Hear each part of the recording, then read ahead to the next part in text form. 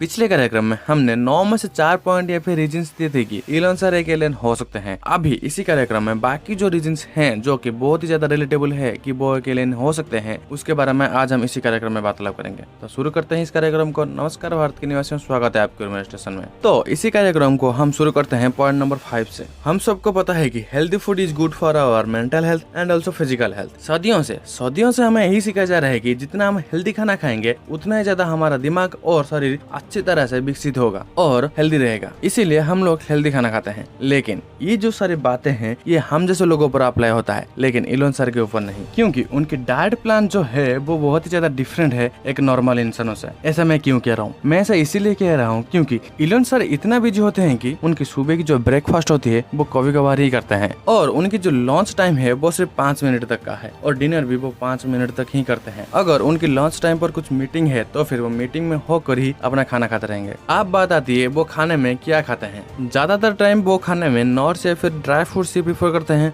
अगर वो ना मिले तो फिर वही कंज्यूम करते हैं जो अनहेल्दी होता है। जैसे कि आप लोग सबको पता होगा वो अनहेल्दी फूड क्या होता है, वही pizza, burger etcetera etcetera. Elon sir इतना अनहेल्दी फूड खाते हैं और हफ्ते में सिर्फ 2 दिन ही जिम जाते हैं, लेकिन उनकी जो हेल्थ है, मतलब कि उनकी जो शरीर है और उनकी जो दिमाग है वो एकदम तंदुरुस्त है, एकदम हेल्दी है। कैसे वो इतना अनहेल्दी फूड खाने के बाद भी वो इतना फिट है और तंदुरुस्त है। और उनकी जो काम है, उनका तो काम बहुत ज्यादा होता है, आप लोग सबको पता है। इतना सारा काम वो इतनी स्पीड से कैसे कर पाते हैं, सोचने वाली बात है। अभी आप लोग ये बोलोगे कि भाई इसमें कौन सी एलियन वाली बात है, ऐसा तो कोई भी कर सकता है। हाँ, हो सकता है, ऐसा कोई भी कर सकता है, लेकिन जरा मेरी इन बातों को ध्यान से समझो। एक आदमी जिसका एज अभी 50 ईयर्स है, वो इतना ज्यादा काम कर रहा है कि आप सोच भी नहीं सकते। वो कॉन्टिन्यूसली काम कर रहे हैं इस उम्र में आकर, और तो और वो बहुत ही ज्यादा पावरफुल भी हैं दिमाग के तौर पर। कैसे? मतलब कि इतना सारा काम करने के लिए एनर्जी की जरूरत होती है कि नहीं होती है, तो फिर वो एनर्जी कहाँ से लाते हैं? सोचने वाली बात है निवासियों। तो ऐसा भी हो सकता है कि ये उनके हैबिट हो चुकी हो, नहीं तो वो एक एलियन है।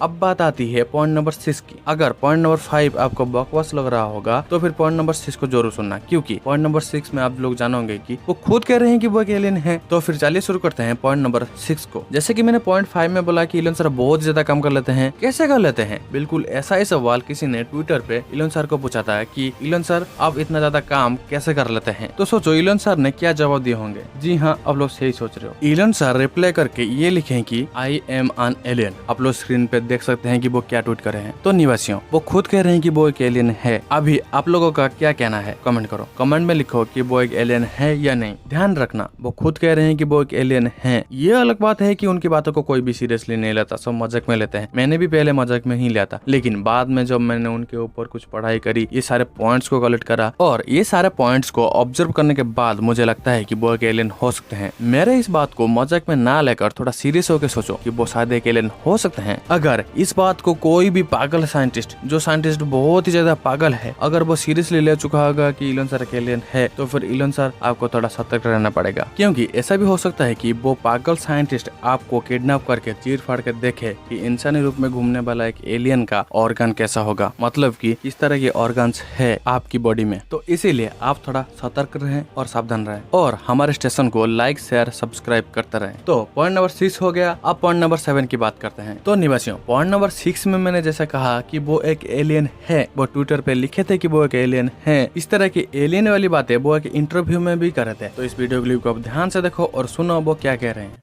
Where are the aliens? Maybe they're among us. I don't know.